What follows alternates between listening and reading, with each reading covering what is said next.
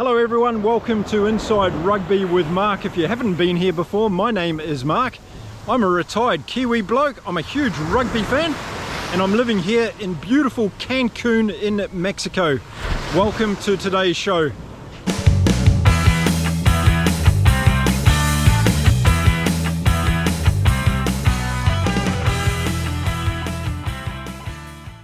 Now, if you've been following my channel all throughout 2024, first of all, I want to say thank you for doing that. It's great to have you all here. And if you've just found my channel in recent times, then welcome aboard. It's great to have you here. My name's Mark. I talk about all things to do with international rugby across the world.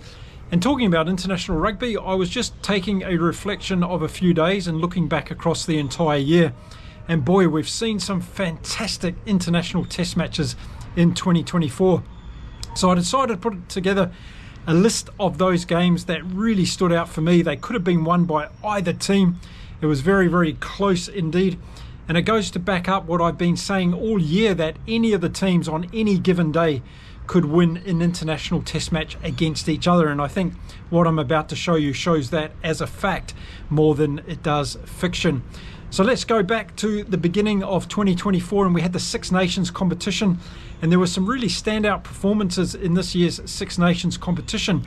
And what it did for me, it was really setting the groundwork for what was to come later on the year, and to see whether or not these teams were going to be able to progress as the season went on. So let's have a look at the results for the Six Nations in 2024 and see those games that I've pulled out that I think could have gone either way very, very closely due to the very close score. And we're going to start off with a game between France and England. France got that one 33 points to 31, but England had their chances to win the game. The next one up was Wales versus Italy. Wales got this one 21 to 24, and of course Italy had a great Six Nations in 2024, and really confirming that they had made a big step forward under Gonzalo Quesada. And then the next game up that caught my eye was Ireland versus Scotland. Ireland got home closely in that one by 17 points to 13. Up we had England versus Ireland, and who will ever forget that one, where Marcus Smith got that drop goal in the last seconds of that game for England to win by 23 points to 22. And then it was a close one between Italy and Scotland, with Italy running out the winners 31-29. Italy really doing well, as I said, in the Six Nations, and they were unfortunate not to beat England next up, and England won that one by 27 points to 24. England and Wales was a close encounter as well, 16-14. That could have gone either way. And then we had the one-pointer between Scotland and Wales, which was another cliffhanger, with Scotland holding on to win that one by 27 points to 26. Then we had Scotland and France. Scotland lost that one 16-20 at home. And then France played Italy in what was that dramatic final game. And Italy nearly ran away with that one as well. 13-all draw, and it went down to the last minutes of that game. It was an absolutely cliffhanger, and it was a brilliant way to end the Six Nations competition in 2024. So there's some of the games that I've picked out from the Six Nations in 2024 that could have gone either way on the scoreboard in the end. And I think it set up the season for some of those teams, and it also started the demise of others. Now let's move on to the international test matches that were played throughout 2024, starting in the mid-season. And what I've done here is I've pulled out 10 games that I feel could have gone either way on the scoreboard, and either team could have won at the end of the day. So let's go through those right now. We'll kick off with England versus Australia down in New Zealand, where England were on tour during their summertime, and New Zealand were kicking off their campaign under Scott Robertson. It was a close one, the first one in Dunedin. It was 16 points to 15 to New Zealand. England could have won that game. They didn't, and it started off Scott Robertson's tenure as the All Blacks coach with a win down under. Now the next game that caught my eye was the test match between New Zealand and Australia in Australia, played in Sydney. And you'll remember that game. New Zealand had a comfortable lead at half-time, but Australia came racing back in the second half. And I'm pretty sure if there was another 5 minutes in that game, Australia could have been able to sneak that one from the All Blacks. But it was a great display by Joe Schmidt's team, coming back to give the All Blacks a lot of heat in the last few minutes, and the All Blacks ending up winning that one by 31 points to 28. that was a pretty close one in Sydney as well. Now, the next cliffhanger game that stood out for me was Australia's first game in Argentina when they went over there for the Rugby Championships this year. And there was horrendous conditions in La Plata, if you remember that game. It was raining all the game, terrible conditions for both sides. And Australia were able to sneak home in the last minute of that game thanks to a penalty kick, successfully kicked by Ben Donaldson. Yes, the Australian player who'd come on in that particular game. So that was a fantastic result for Joe Schmidt's team, showing a lot of resilience, I thought, in that game and getting it by 20 points to 19. But if Argentina had won that game, I definitely wouldn't have put that one against them because they just deserved it as much as Australia did in that particular game. Now, it seemed this year that Argentina were up for some cliffhanger games. Don't forget, they beat the All Blacks in Wellington in New Zealand by 38 points to 30. But it was the game against South Africa that had much interest from me.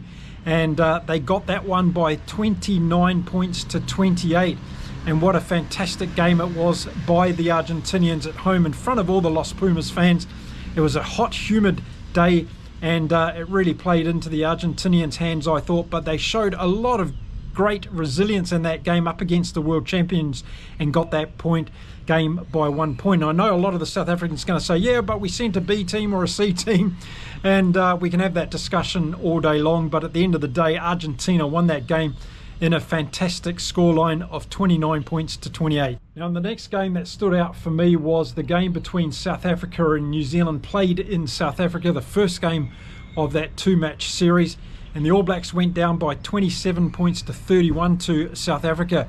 It was a good controlled game in the end by South Africa, but Scott Robertson going to South Africa for the first time with this All Black team and really in a different stage of their evolution. I thought they did pretty well in that game. And of course, if they'd scored an extra try, they could have won that game from the Springboks. But that was another game that I felt could have gone either way. But in the end, South Africa were too good, winning that one by 31 points to 27. Now, the next cliffhanger that stood out for me was the game against South Africa and Ireland that was played in South Africa. And of course, Ireland were going down to South Africa for that two-game series. And everybody was hoping that this was going to be the clash of the two Titans. Well, it was.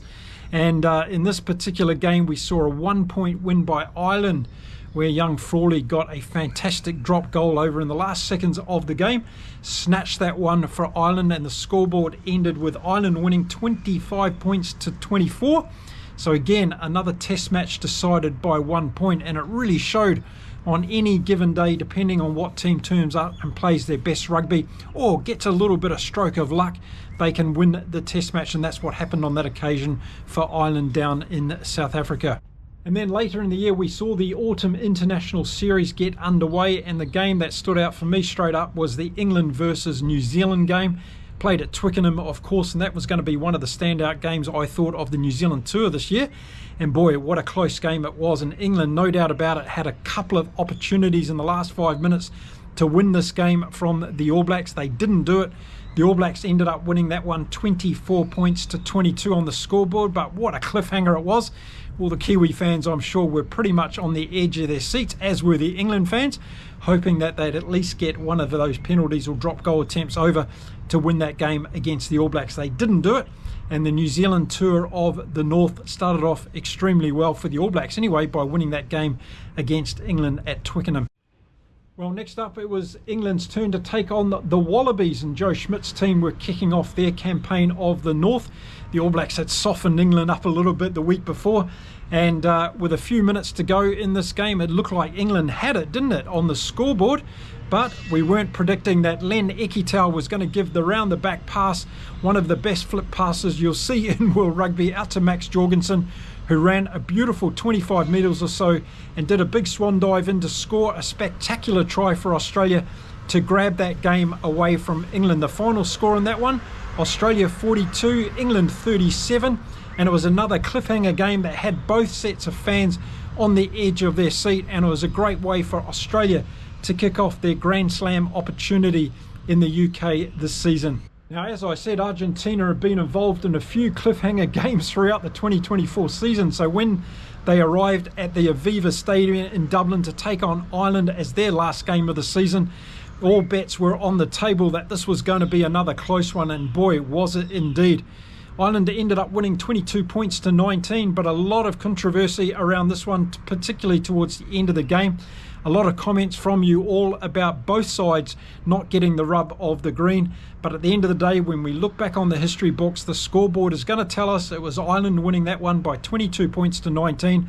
But let's face it, that game could have gone either way very easy. And for me, it was another great cliffhanger game of this year's rugby international season. And then the final game that really caught my eye this season, and probably the best test match of the international season, was between the All Blacks and France, played at the Stade de France in Paris. And boy, what a game it was. It went down to the wire. The French pulled it off by 30 points to 29. So another 1-point thriller in the international test arena this year.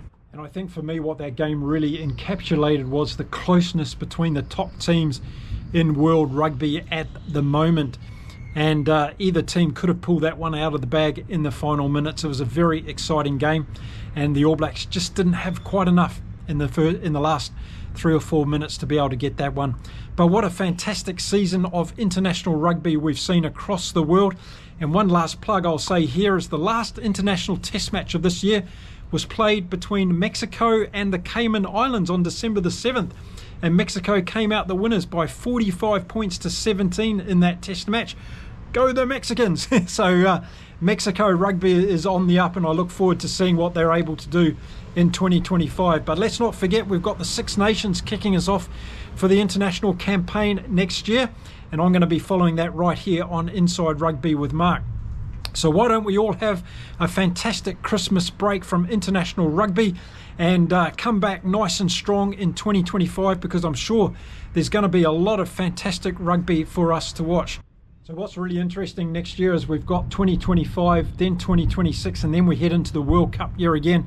So there's really only 2 real big seasons now for the coaches of the international teams to really keep experimenting with their squads, getting the squad they want to go to that World Cup in preparation, and get them really into some rhythm of playing good rugby and starting to climb the World Rugby rankings. I think that's going to be one of the objectives of the teams over the next couple of years. So lots to look forward to next year. Make sure you stick around here on Inside Rugby with Mark to get the scoop on all the international test matches going on across the world. And let me know on these games that I've featured today, did they have you sitting on the edge of your seat throughout this season? There were some fantastic rugby games, no matter what team you support in World Rugby, that's for sure. Thank you again for watching my channel. I'll be back again soon with some more content.